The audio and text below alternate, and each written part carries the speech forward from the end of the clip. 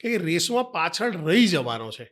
એ pressure મા બાપ લઈ રહ્યા છે કે અહીંયા જાય છે. અમારા આજુબાજુમાં જ કિસ્સો થયેલો છે. 3 વર્ષ 4 વર્ષનું એક બાળક છે અને બીજાનું 3-4 વર્ષનું બાળક છે. બંને એમ એટલે 5-6 મહિનાનો ગેપ હશે.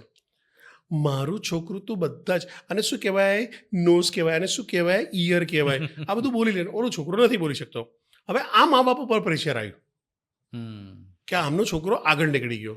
હવે બીજે દિવસે એના મમ્મી અને એના પપ્પા લાગી પડ્યા કે ના કરવું જોઈએ કરવું જોઈએ. અરે પણ મેં કહું ના કાન આ છે એ તો ગમે ત્યારે શીખી લેવાનો છે.